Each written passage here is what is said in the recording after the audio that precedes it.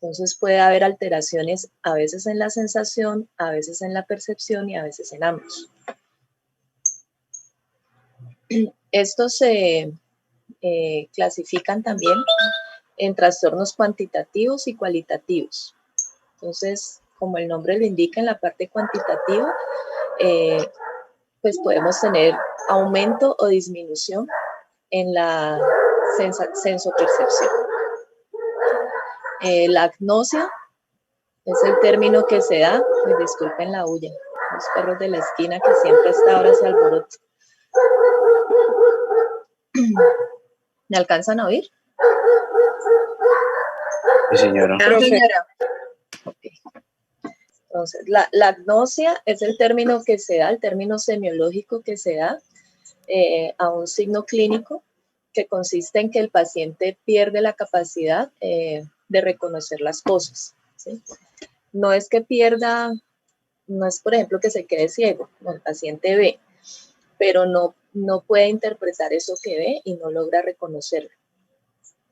Entonces en la agnosia, por ejemplo, el paciente puede que vea a sus familiares pero no los reconozca, ¿sí? O uno le muestra un objeto y le pregunte esto qué es y el paciente no sepa eso qué es, ¿sí? Es un término que generalmente implica, o es un signo clínico que generalmente implica un daño neurológico, ¿sí? Siempre implica una causa orgánica, no es producto de una enfermedad mental, sino producto de una alteración orgánica, de un daño cerebral que lleva a que ocurra este signo. Y la hipopercepción e hiperpercepción, pues sí, su nombre es claro, ¿sí? Es disminución en la hipopercepción, es disminución en la intensidad de las sensaciones que se percibe, y en la hiperpercepción hay un aumento, ¿sí? Por ejemplo, bajo efecto de algunas sustancias psicoactivas, por ejemplo, de sustancias como los alucinógenos, la marihuana, pero más que todo el LSD o los hongos, se produce una hiperpercepción, ¿sí? Los colores se perciben más vivos, las luces más intensas. En los casos, por ejemplo, de pacientes con ansiedad, a veces perciben los ruidos más fuertes, ¿sí? Entonces se quejan de que no toleran el ruido, que no soportan estar en un sitio con más personas, porque el escuchar las voces de ellos las perciben como más intensas, ¿sí? Entonces eso es hiperpercepción. E hipopercepción, pues es lo contrario, ¿sí? Que se perciba menos, en menor intensidad algo. Esto puede ser también fruto de alteraciones emocionales, por ejemplo.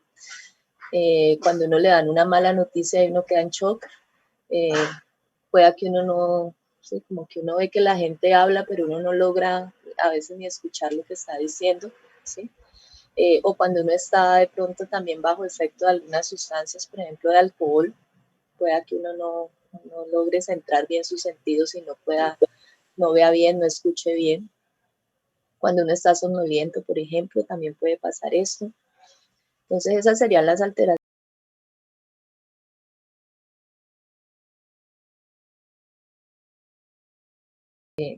de la forma en que yo percibo los estímulos. Y hay alteraciones en la calidad sensorial. Tenemos aquí en las alteraciones cualitativas en las sensaciones, las parestesias, que esto también tiene en muchos casos una causa, digamos, neurológica, orgánica o física, pero también en algunos casos puede tener una causa psiquiátrica o emocional, ¿sí? Las parestesias son sensaciones de adormecimiento, de hormigueo. Esto puede ser fruto de una lesión neurológica. Uno se da un golpe en el codo y siente un hormigueo por todo el antebrazo, por ejemplo. Eso sería una parestesia, porque uno se golpeó el nervio.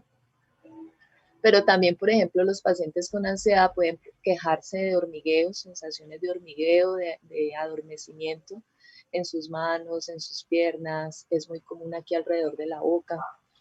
Entonces, el paciente lo describe y uno lo describiría, si lo tiene en el momento, lo describiría en el examen mental como una alteración de la sensopercepción, como una parestesia. Si no lo tiene en el momento, lo describen con este término en la descripción que hagan de la enfermedad actual del paciente. El paciente refiere parestesias alrededor de la boca o en manos y pies, ¿sí? Etc. Alteraciones en la calidad de las percepciones. Tenemos el error de percepción, que es algo que le puede ocurrir a cualquier persona y que me imagino que a muchos les ha pasado, que es cuando uno percibe equivocadamente algo, ¿sí? A ver, les doy un ejemplo.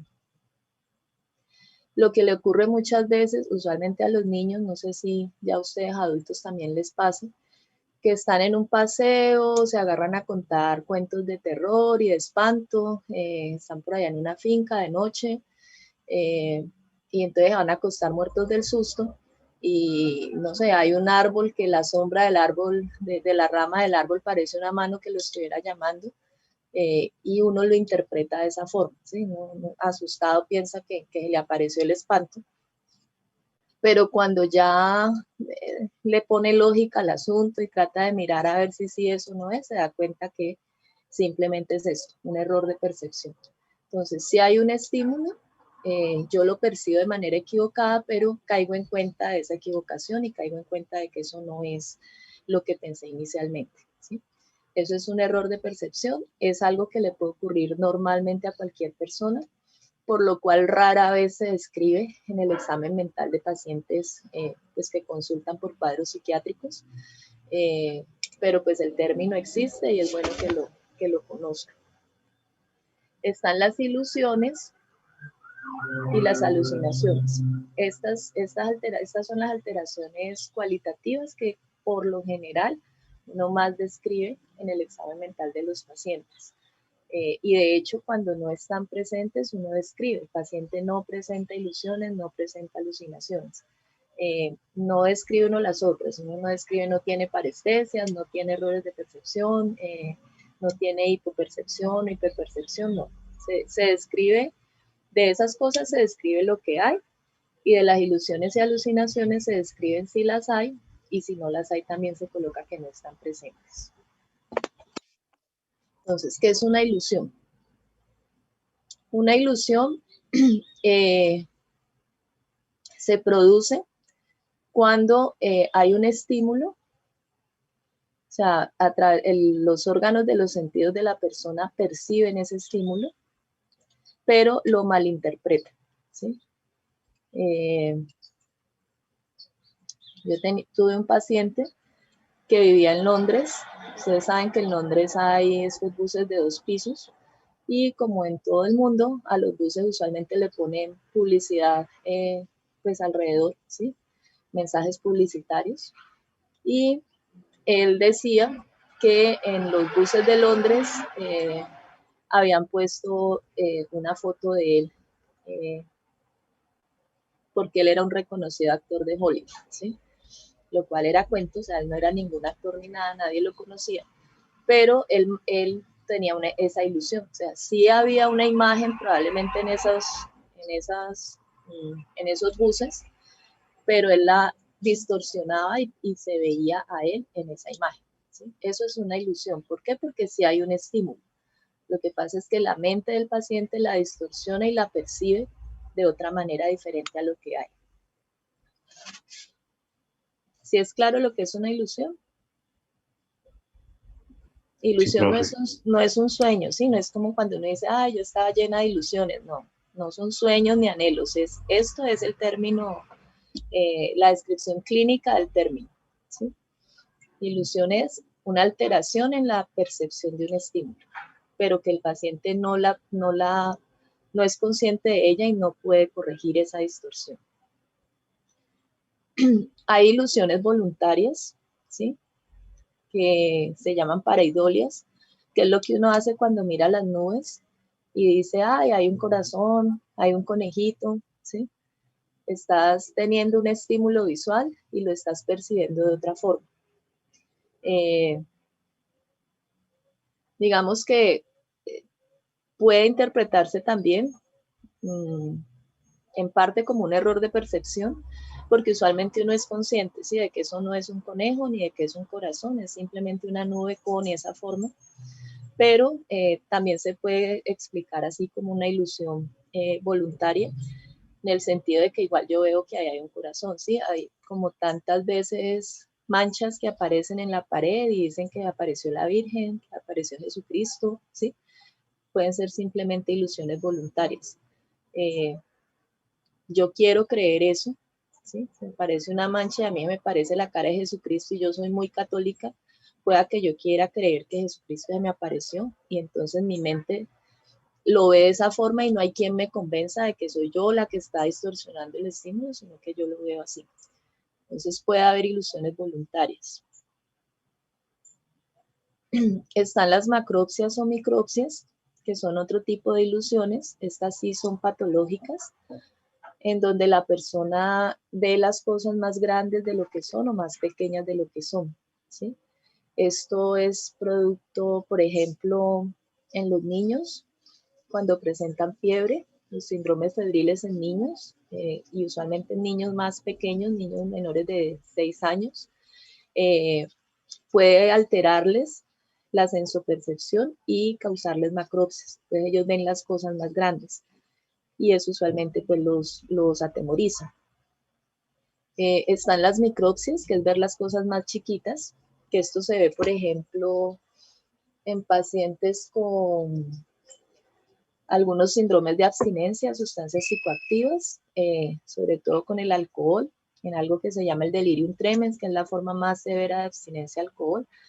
El paciente puede presentar micropsias, que es ver las cosas mucho más pequeñas de lo que son.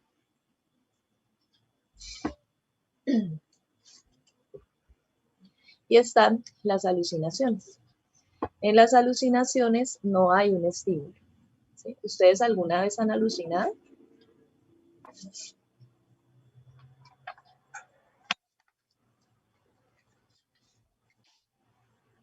No, profe. En la alucinación no hay un estímulo, no hay algo que estimule mis ojos, mis oídos, mi tacto, mi olfato, mi gusto, pero el paciente o yo percibo algo, ¿sí? Entonces, todos hemos alucinado. Profe, puede ser, por ejemplo, que uno escuche que lo llamen, pero nadie lo está llamando, Ajá, y que uno sí, sienta que realmente lo llamaron. exacto. Eso es un tipo de alucinación. De hecho, se llama Profe, pseudoalucinación. Dime. también tiene que ver cuando uno siente que lo están siguiendo. No, no. Depende de qué sea, a qué te refieras. O sea, hay a veces temor, ¿sí? Por ejemplo, uno está ansioso, está tensionado por algo y puede tener la sensación de que se siente mirado, seguido, ¿sí? Otra cosa es tener la certeza y si eso no es cierto sería un delirio, ¿sí? Si yo digo yo no salgo a la calle porque hay alguien que me sigue, me quiere hacer daño y nadie me está siguiendo ni nadie me quiere hacer daño, eso es un delirio persecutorio, ¿sí? Si es solo yo no salgo a la calle porque me da miedo que de pronto me vayan a seguir o hacer daño, puede ser más algo de aprensión por ansiedad, ¿sí? Puede ser más un temor. Eh, Cuando les digo que todos hemos alucinado, por ejemplo, esto de escuchar que a uno lo llamen, es algo que ocurre con bastante frecuencia, eh, y se denomina una pseudoalucinación, ¿sí? ¿Por qué pseudoalucinación? Porque en la verdadera alucinación la persona está convencida de que eso es real, ¿sí? En la pseudoalucinación uno, cuando lo empieza a pensar con lógica, o sea, no le da ninguna interpretación, ¿sí? Uno simplemente termina diciendo, me pareció que me llamaron. ¿Quién sabe qué sería? De pronto fue el viento o algo así. Pero uno no piensa, no, eso es un espíritu del más allá que está invocando mi nombre para tal cosa. Si uno empieza a pensar ese tipo de cosas y a darle ese tipo de interpretación, ahí sí se puede hablar de una verdadera alucinación, ¿sí? En los sueños. algunos de ustedes pueda que no recuerden lo que sueñan, pero algún que otro sueño se han acordado que han tenido, o alguna pesadilla. Todo lo que uno percibe en los sueños son alucinaciones, porque los estímulos no están allí.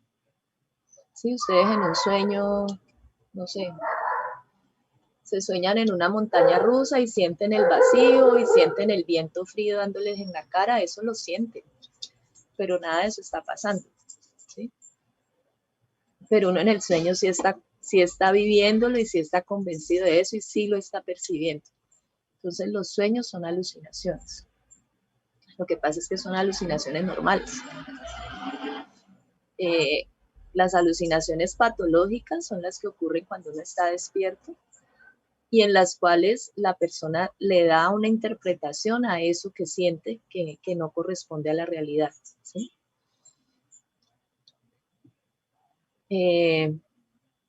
Miren que aquí estamos hablando de lo que percibimos a través de los sentidos. Y aquí hay muchas discusiones al respecto de si todos percibimos las cosas de la misma manera. Por ejemplo, los colores. A uno le hablan del color azul, pero pueda que el azul que yo perciba sea diferente al que percibe alguno de ustedes o los demás, ¿sí? Entonces aquí hay muchas cosas que a veces pueden variar en intensidad, en descripción de la sensación, etc. Entonces, volviendo a lo de las alucinaciones, ¿queda clara la definición? Sí, señora. Listo. Entonces, tanto las ilusiones como las alucinaciones se describen de acuerdo al órgano sensorial que las está percibiendo, ¿sí? Entonces pueden ser visuales, auditivas, olfatorias, gustativas, táctiles, ¿sí? Dependiendo de cuál sea el órgano sensorial que reciba el estímulo existente o no existente, ¿sí? Esas son alucinaciones simples, ¿sí? Una alucinación simple es, por ejemplo, cuando el paciente les dice que escucha una voz. Entonces es una alucinación auditiva. Si el paciente, además de escuchar esa voz, ve quién es el que le está hablando, o sea, es auditiva y visual al mismo tiempo, eso ya es una alucinación compuesta, ¿sí? Las alucinaciones compuestas son más frecuentes en las enfermedades mentales, en las enfermedades psiquiátricas en las que hay psicosis, como la esquizofrenia, el trastorno bipolar, ¿sí? Son más comunes las alucinaciones compuestas. En las causas orgánicas a veces es más frecuente encontrar alucinaciones simples. Hay otro tipo de alucinaciones, que son las que les puse aquí en la imagen, que también hacen parte de estas alteraciones y que no involucran específicamente pues algún órgano de los sentidos, ¿sí? Están las alucinaciones negativas, que es el término, el nombre que se le da a este tipo de alucinaciones que se dan cuando un paciente no percibe las cosas, ¿sí? Cuando uno, por ejemplo, le muestra un objeto y el paciente no lo ve, ¿sí? Dice, no, ahí no hay nada. Eso es una alucinación negativa. O sea, cuando uno no ve las cosas, cuando uno no escucha las cosas, ¿sí? Teniendo en cuenta que el órgano sensorial está intacto. O sea, si yo le muestro algo a un ciego, pues obviamente no lo va a ver. Pero si está viendo y no ve el objeto que yo le estoy mostrando, eso es una alucinación negativa, ¿sí? Si alguien tiene su tacto intacto, ¿sí? O sea, no tiene algún daño neurológico que le impida sentir que le tocan una mano, pero yo lo toco y no lo siente, eso sería una alucinación negativa, ¿sí? Están las alucinaciones hipnagógicas e hipnopómpicas, que estas también son normales, pueden dar en personas sin ninguna alteración mental. Estas son las que ocurren cuando uno se está quedando dormido o cuando se está despertando. No sé si les ha pasado que presenten, que vean cosas cuando se despiertan o cuando se están quedando dormidos. Generalmente son visuales, ¿sí? Estas alucinaciones hipnagógicas e hipnopómpicas son visuales.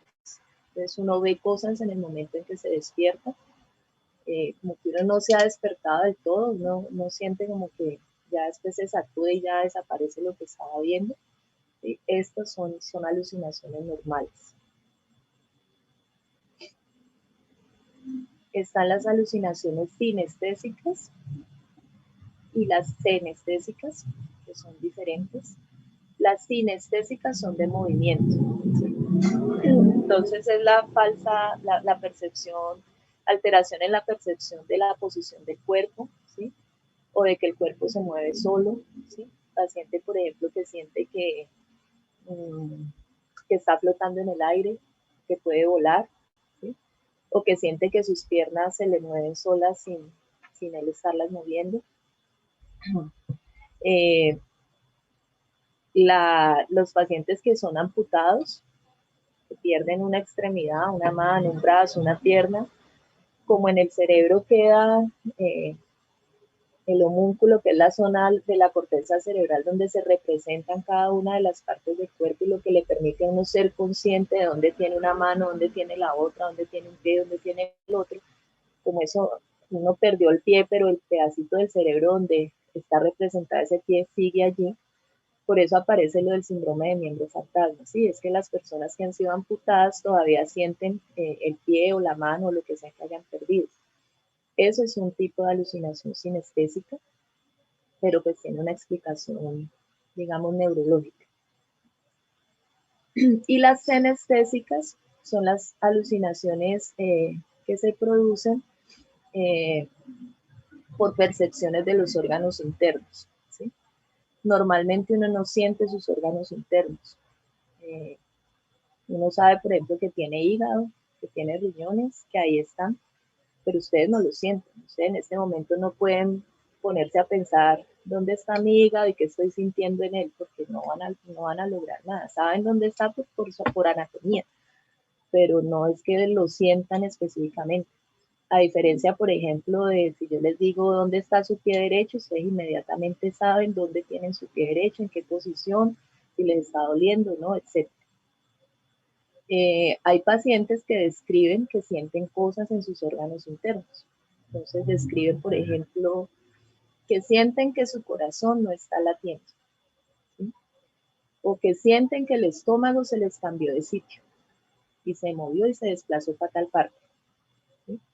O que sienten que los riñones se les descolgaron de donde los tenían y que ahora los tienen en la ingle. Ese tipo de cosas. Esos son alucinaciones senestésicas.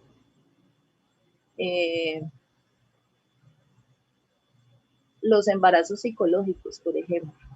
Una mujer que tenga una idea delirante de estar en embarazo y no lo esté, puede sentir los movimientos del supuesto bebé dentro de ella, ¿sí? Todo eso lo puede sentir y estar convencida de que realmente lo está sintiendo, y todas esas son alucinaciones senestésicas. Pacientes que dicen que acá arriba no hay nada, que se hacen así, no suena como coco porque el cerebro se les licuó, ¿sí? O porque alguien les robó el cerebro. Esas son alucinaciones senestésicas.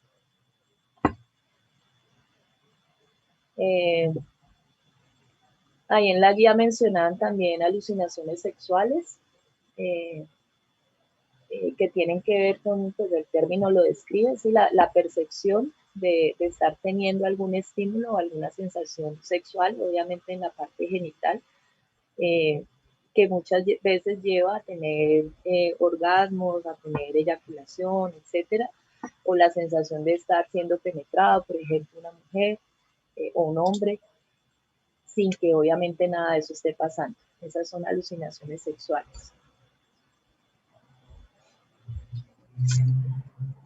Estas dos últimas, las autoscópicas y las extracampíneas y las liliputienses o bullerianas, son tipos de alucinaciones visuales.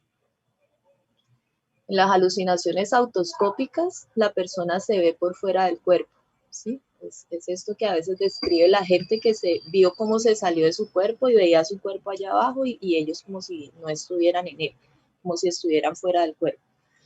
Eso es una alucinación autoscópica. Puede verse generalmente en alteraciones orgánicas asociadas efecto de sustancias psicoactivas. Los alucinógenos tienden a producir esto. Los episodios confusionales, el cuadro de delirium, también puede producir alucinaciones autoscópicas, que, como les digo, es un tipo de alucinación visual. Las liliputienses o las guliverianas son las mismas micropsias y macropsias, pero en alucinación, ¿sí? En las liliputienses se ven cosas muy pequeñas, ¿sí? Se ven las cosas pequeñas, cosas que no están allí, ¿sí? Pero el paciente las ve. Y en las guliverianas pues se ven cosas grandes que tampoco están allí, ¿sí? Este término, pues como es tan coloquial, usualmente uno describe este tipo de alucinaciones de la misma manera que las ilusiones. O sea, uno describe micropsias y macropsias y lo que hace es especificar pues, si hay un estímulo o no lo hay para diferenciar si es una ilusión o una alucinación. Dentro de estas alucinaciones hay unas que se dan mucho en los pacientes, como les decía ahora rato, con síndromes de abstinencia al alcohol, que se llaman microzoopsias, ¿sí? Y es que ellos ven animales pequeñitos que se les tratan de subir, ¿sí?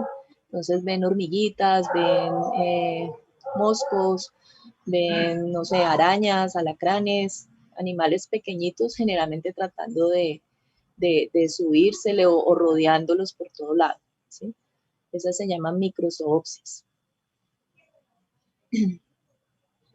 Y las últimas, las extracampíneas, es otro tipo de alucinación visual en donde la persona percibe lo que está fuera de su campo visual. Entonces, por ejemplo, yo aquí estoy mirando la pantalla del computador, estoy mirando hacia adelante y es como si les dijera y les describiera lo que está pasando detrás de mí porque lo estoy viendo, ¿sí? Es como si tuviera ojos en la espalda y pudiera ver lo que está pasando detrás de mí. Esas se llaman alucinaciones extracampíneas. Se pueden ver en pacientes con esquizofrenia, se pueden ver en pacientes también con causas de lesiones orgánicas. ¿Alguna duda de las alucinaciones? Profe, ¿las alucinaciones hipnagógicas también pueden ser auditivas o solamente visuales? Pueden ser auditivas también, ¿sí? Las hipnagógicas y las hipnopómpicas pueden ser también auditivas, sino que no es tan común. Pues, las más comunes y las más frecuentes son las visuales. O sea, yo diría que por ahí el 90%, 95% de las veces serán visuales y solamente el 5% serán, pueda que sean auditivas o pueda que sean compuestas, ¿sí? Visuales y auditivas al tiempo. Gracias, profe. No les mencioné, o sea, lo que les dije al principio, el nombre de la alucinación según el órgano sensorial que la percibe. Hablamos de las visuales, están las auditivas, que son las de percibir, escuchar voces o sonidos. Están las olfatorias, pues, que es las de percibir olores. Están las táctiles o ápticas, que son las de percibir sensaciones a través del tacto. Y están las gustativas. Otra cosa es que las alucinaciones pueden ser formadas o no formadas, ¿sí? Bueno, formadas o amorfas. Formadas es, por ejemplo, cuando el paciente le describe a uno que escucha voces y logra identificar que son voces, por ejemplo, de hombre o de mujer, e incluso que le dicen, ¿sí? Una alucinación auditiva no formada o amorfa sería el paciente que les dice que escucha ruidos, que escucha silbidos, pitos, pero no logra percibir como un sonido específico, ¿sí? Una alucinación visual formada es que la persona les describa exactamente lo que ve, ¿sí? Y ve a una persona vestida con una camisa así, con un pantalón así, ¿sí? De talla alta, grueso, gordo, lo que sea. O sea, da una descripción muy completa de lo que está viendo. Y una alucinación visual amorfa sería el paciente que les describe que ve luces, que ve sombras, ¿sí? Pero no logra precisar algo específico. Entonces, esa es otra cosa que se da en la clasificación. como apellidos que se le pone a la alucinación. Entonces ustedes describen, por ejemplo, tiene alucinaciones simples, auditivas, formadas, ¿sí? Tiene alucinaciones compuestas, auditivas y visuales formadas. Una recomendación es que le pongan el nombre semiológico, por ejemplo, esto que dije ahorita, alucinaciones compuestas, visuales y auditivas formadas, pero también describan lo que el paciente dice que ve y escucha, ¿sí? Entonces, ve a Dios que le dice tal cosa. ¿Para qué? Para uno tener después la forma de explorar qué pasó con esa alucinación. Si ustedes solamente describen que el paciente tiene alucinaciones auditivas, pero no dicen qué era lo que oía o qué era lo que pasaba, uno después cómo le pregunta, ¿sí? Uno no le puede preguntar, ¿y qué pasó con las alucinaciones? Porque para él no son alucinaciones, ¿sí? Recuerden que para una persona que percibe estas cosas en realidad están sucediendo. O sea, no hay nada que diferencie para la persona que percibe esto lo que es real de lo que no lo es. Para esta persona todo sería real. Entonces, preguntarle si está alucinando, probablemente ni siquiera entienda a qué se refiere uno, ¿sí? Es más fácil preguntarle, venga, el día que usted llegó estaba diciendo que Dios le hablaba y le decía tal cosa, él le sigue hablando, ¿qué más le ha dicho? ¿Sí? O ya le dejó de hablar, ¿qué pasó? Entonces es más fácil explorarlo cuando uno sabe pues qué era lo que decía el paciente y le puede preguntar de acuerdo a eso.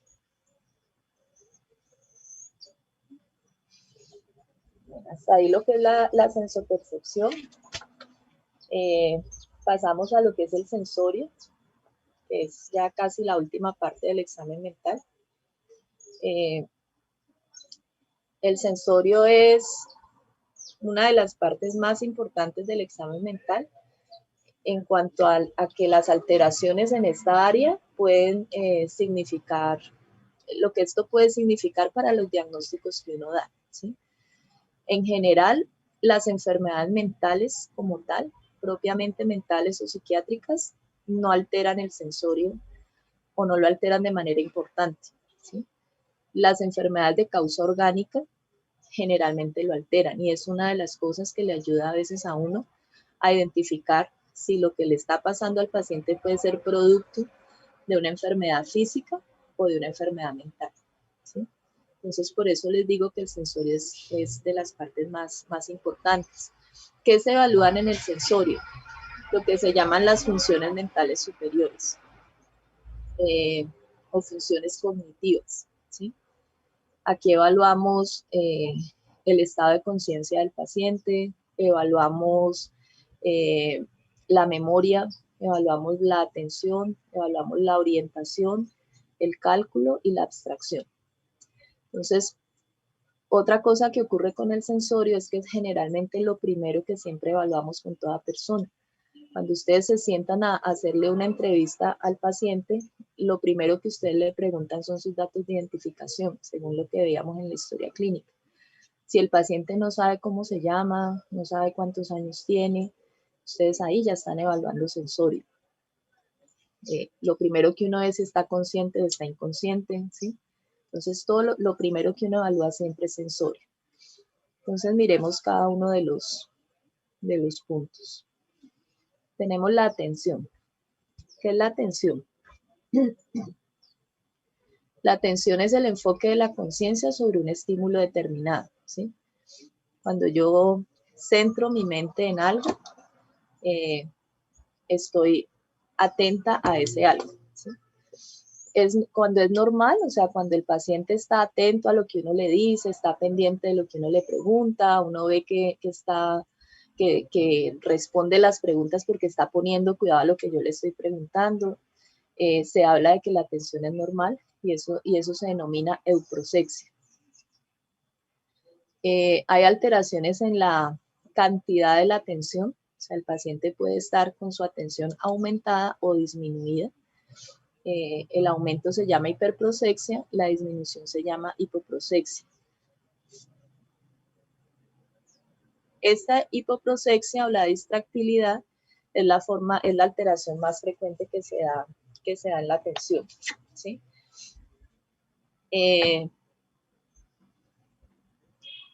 La hiperprosexia es poco frecuente, se denomina también tenacidad.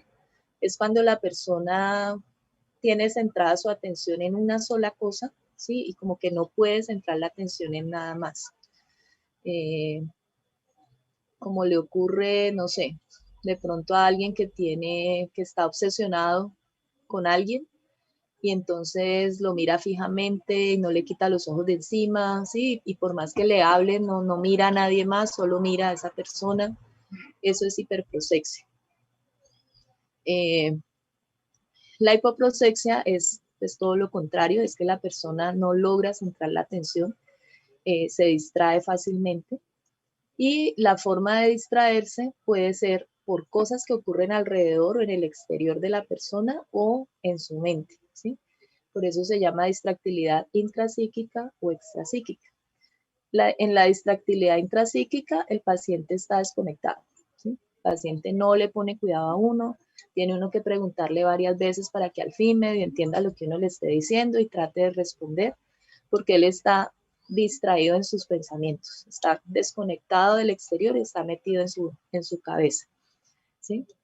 Y en la extrapsíquica toca centrarle la atención al paciente porque pasa una mosca zumbando y el paciente se va detrás de la mosca, porque el perro de la esquina ladró y entonces se pone a ponerle cuidado al perro, porque pasó alguien por la puerta y se pone a mirar quién fue, ¿sí? No logra centrarse en lo que necesito que se centre aquí en la conversación que estamos teniendo, sino que está pendiente de todo lo que ocurre alrededor. Entonces es otra forma de distractibilidad. Dependiendo de la causa que genere esto, pues a veces va a ser intrapsíquica, a veces va a ser extrapsíquica, ¿sí? Por ejemplo, en los pacientes con ansiedad es más común que se pueden distraer, es más común que la distractilidad sea extrapsíquica. En un paciente con esquizofrenia que cree que lo están persiguiendo, que escucha voces que le están amenazando y le están diciendo todas las cosas que le van a hacer, pueda que él esté súper pendiente de todo lo que ocurre alrededor de él, porque está prevenido de que le va a pasar algo malo, ¿sí? Entonces, dependiendo de la causa, pueden encontrar cualquiera de las dos formas de alteración de la atención. Profe, Dime.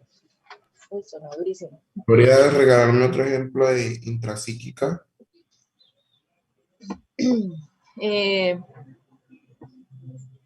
Distractilidad intrapsíquica.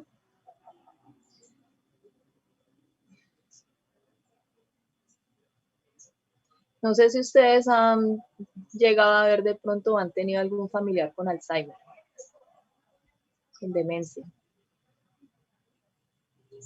No, no sé qué hora. ¿No? Sí, profe. Sí, También. profe. Yo también.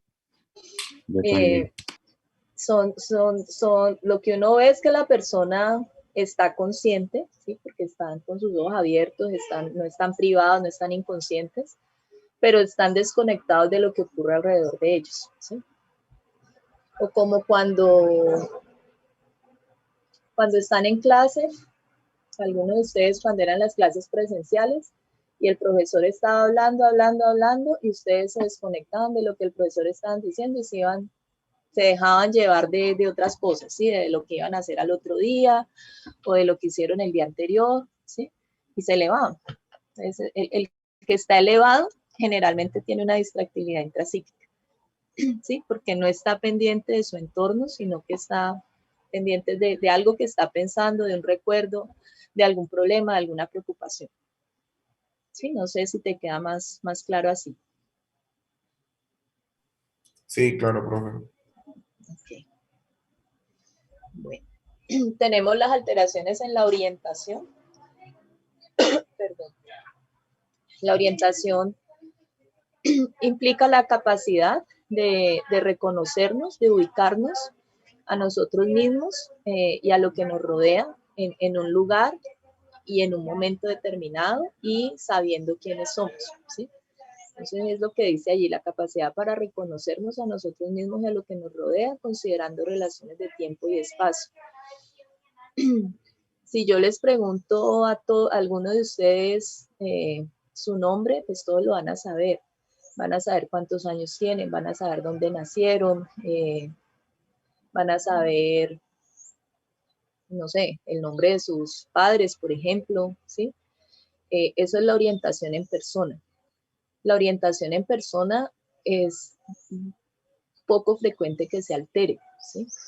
No es común que uno no sepa uno quién es. Generalmente cuando se altera la orientación en persona, eso implica un daño neurológico importante, ¿sí? Por ejemplo, un golpe, una lesión por un trauma craneoencefálico o por una hemorragia, un hematoma, puede llevar a que se altere las áreas del cerebro que mantienen esa información de uno quién es, ¿sí? De la vida que uno ha tenido, y se te borre eso o se te borre una parte, ¿sí? Entonces puede verse en situaciones, digamos, bastante extremas. En enfermedades mentales, la orientación en tiempo, en lugar y persona generalmente no se altera, ¿sí? La persona sabe quién es, para que esté loca, pero sabe quién es, ¿sí? A menos que en medio de su locura crea que es otra persona, ¿sí? El paciente diga, no sé, que es Napoleón Bonaparte. No sé cómo se llama, yo me llamo Napoleón. Napoleón que Bonaparte. Digamos que ahí uno puede decir que está desorientado en persona, pero la explicación que da, pues uno entiende que es porque está psicótico y porque tiene una idea delirante y se cree otra persona, ¿sí? En las causas orgánicas, la persona que no sabe quién es, no recuerda su nombre, generalmente no da una explicación ni asume el nombre de otra persona, ¿sí? No, yo me llamo, no sé, Policarpa Salabarrieta. No simplemente no sé cómo me llamo, no me acuerdo, díganme quién soy yo porque no me acuerdo y usualmente de hecho es algo que genera angustia. Está la orientación en lugar, que implica pues el reconocer uno en dónde está. Esto se evalúa, como les decía ahora, generalmente desde el principio, cuando uno le pregunta al paciente su nombre, su edad, que uno le pregunta dónde nació y dónde vive, ¿sí? Entonces a mí me pasa mucho, por ejemplo, que el paciente que le pregunto dónde vive y me dice yo vivo aquí, yo, pero aquí es que, ¿cómo se llama esta ciudad? Y te dicen una ciudad que no es, por ejemplo, Palmira, que es donde usualmente yo hago consulta, ¿sí? Me toca preguntarle al familiar, ¿usted vive allá donde él dice? No, él vive acá, ¿sí? Entonces, no sabe dónde está, ¿sí? Cuando uno ve que hay estas fallas, ya empieza a hacer preguntas más específicas y uno le dice al paciente en qué país estamos, en qué departamento estamos, bueno, por ejemplo, preguntarle en qué barrio vive, este sitio aquí cómo se llama, ¿sí? Si está en un hospital o en una clínica, pues usualmente uno sabe que es un hospital y una clínica. Pues la persona debería ser capaz de decir eso, ¿sí? Si les dice, no, estoy en mi casa, definitivamente está desorientada en lugar, ¿sí? Y la desorientación en tiempo es la más frecuente de todas, pues implica que uno no sabe en qué momento está, ¿sí? Entonces el paciente no sabe la fecha, uno le pregunta en qué año estamos, en qué mes, en qué día, estamos en la mañana o estamos en la tarde, y se va dando cuenta que el paciente no logra pues identificar estas cosas.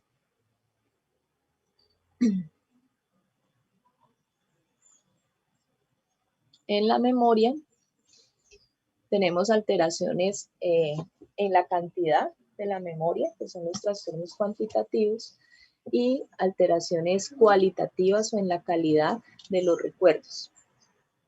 Entonces, dentro de los cuantitativos tenemos la hipermnesia, que es la sensación de tener aumento en la capacidad de retener información y de almacenar recuerdos, ¿sí?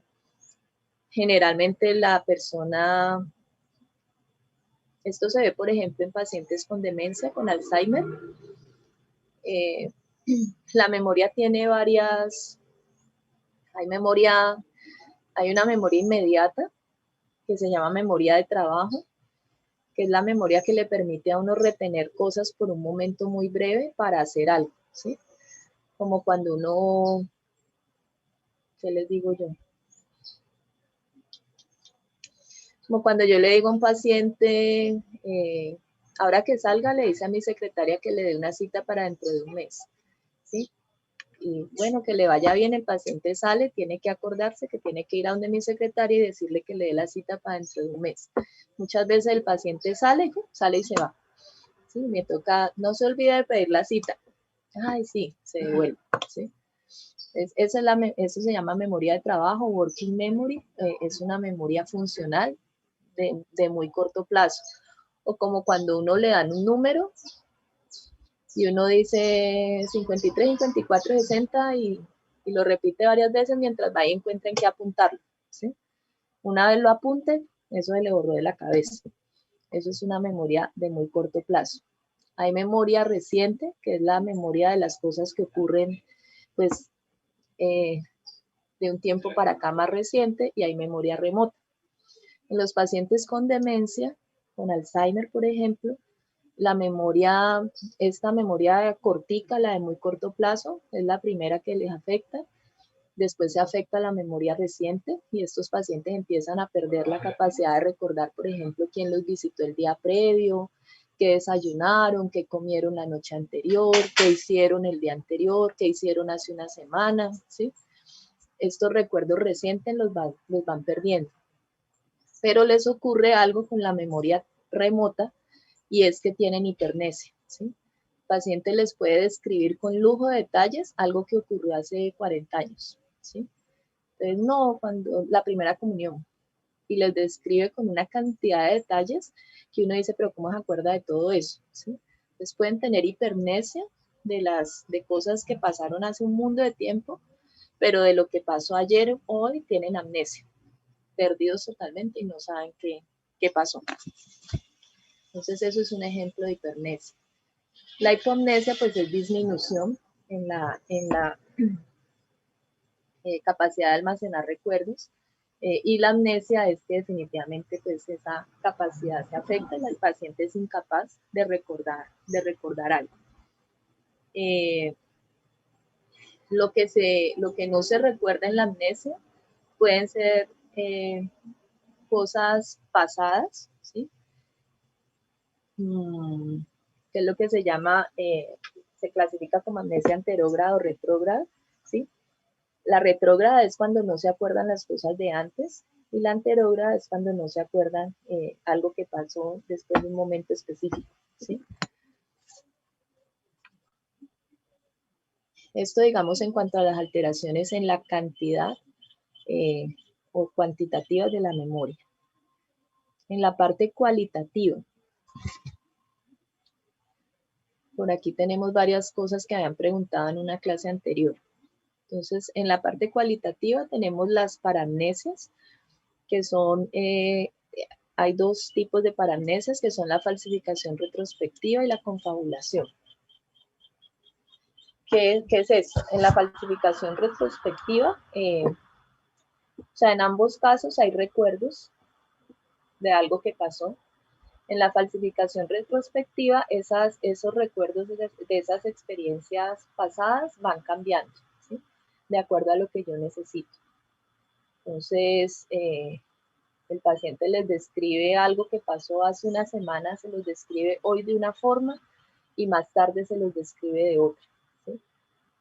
El mismo recuerdo, pero con algunos cambios, dependiendo como de a quién se lo esté contando o de lo que de alguna necesidad que el paciente tenga para ir modificando esos recuerdos que tiene, ¿sí? Entonces es como que falsifica sus recuerdos, ¿sí? El recuerdo existe, pero cada vez lo recuerda de manera diferente y lo va modificando y lo va falsificando.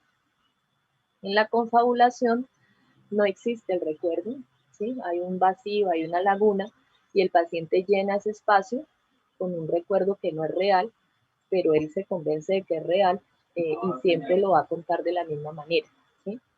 Entonces son lagunas que el paciente llena con invenciones y que las convierte como en un recuerdo real para él. La confabulación es algo que se ve, por ejemplo, en los pacientes que toman y que consumen licor en alta cantidad, y por el efecto tóxico del licor, pues les quedan lagunas, ¿sí? Si no se acuerdan qué hicieron la noche anterior, y llenan esos vacíos con recuerdos, pues que obviamente pueda que no sean para nada reales, pero que también a veces se tambalean un poquito en cuanto a que de pronto si alguien les dice algo como que pueda que ese recuerdo, ese vacío que llenaron con un recuerdo inventado, le añadan algo más o le quiten algo, ¿sí? Entonces, en la confabulación realmente no existe un recuerdo, el paciente se lo inventa, pueda que sea un recuerdo fijo, pueda que cambien algunas cosas.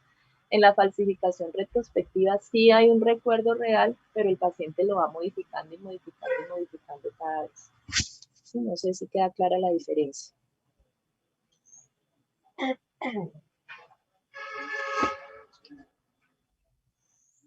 Están dentro de la parte cualitativa también, los trastornos en la familiaridad de las experiencias. Esto fue lo que me preguntaron creo que fue en la primera clase, pero no me acuerdo en cuál, en donde está el déjà vu, o fenómeno de lo ya visto, que consiste en esa impresión de ya haber vivido, o de ya haber visto o oído algo que apenas está pasando por primera vez, ¿sí? No es que ya haya pasado, o sea, en realidad no ha pasado, pero por eso es una alteración de la memoria. O sea, en mi mente, a mí me parece recordar que esto ya pasó, ¿sí? Entonces, por eso se llaman trastornos en la familiaridad de la experiencia. La experiencia se me hace familiar y la recuerdo como si ya hubiera pasado, cuando en realidad es primera vez que pasa. Y está el fenómeno de lo nunca visto, que es lo contrario.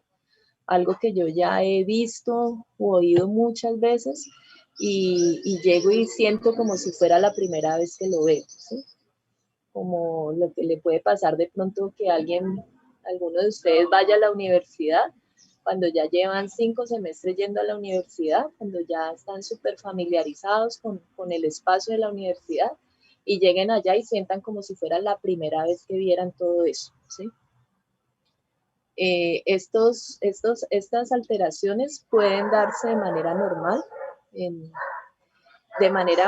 pero muy eventual, ¿sí? O sea, en personas que no sufran de nada, pueden de vez en cuando tener un fenómeno de estos. Lo que no es normal es que sean muy frecuentes, ¿sí? Que sean muy, muy, muy seguidos.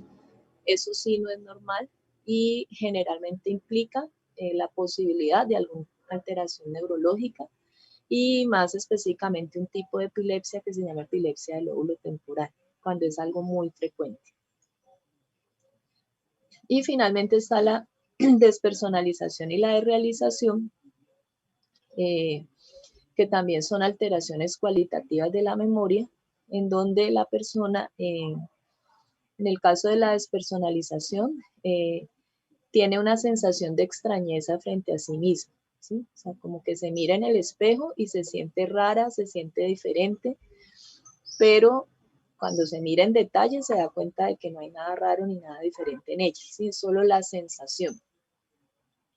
Y en la de realización, pues es lo mismo, pero frente al entorno, ¿sí? Como que uno llega a un sitio y se siente raro, aquí se siente algo diferente, pero uno mira y está todo igualito.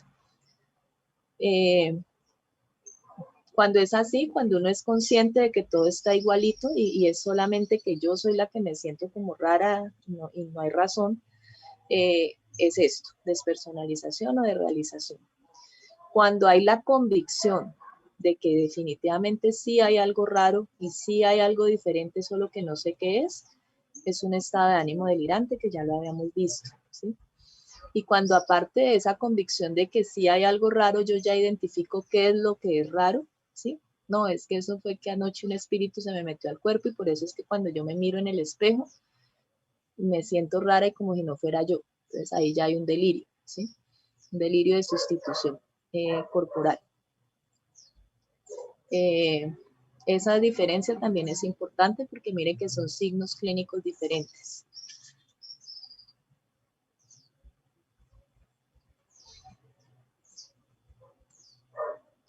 Tenemos las alteraciones en el cálculo. El cálculo es algo que uno evalúa también a lo largo de la entrevista con el paciente, en la medida en que uno ve los cálculos que uno hace, ¿sí?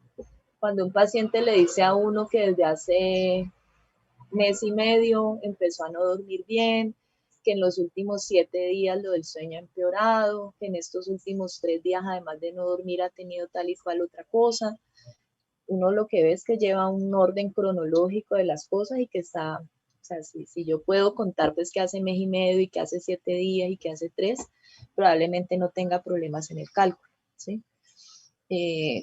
Si uno ve que el paciente como que no, ¿hace cuánto? No sé, no me acuerdo, como que uno ve que no logra como calcular bien el tiempo, ya le toca hacer preguntas específicas de cálculo. ¿Cómo evalúan ustedes el cálculo? ¿O cómo evaluarían el cálculo si tienen que hacer preguntas específicas?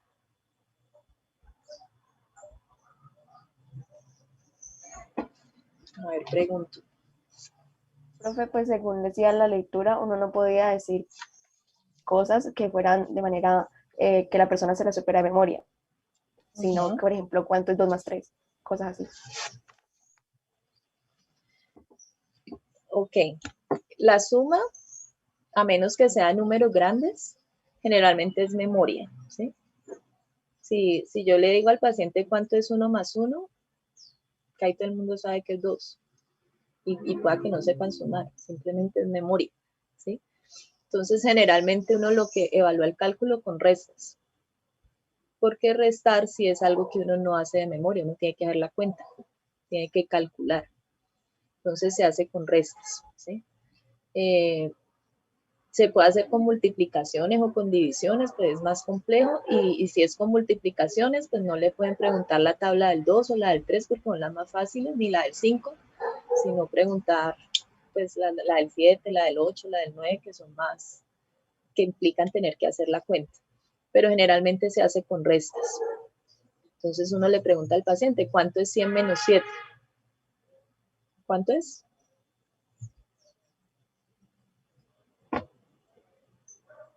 ¿Cuánto es 100 menos 7, chicos? 20. Listo, Juan Sebastián. ¿Y 93 menos 7?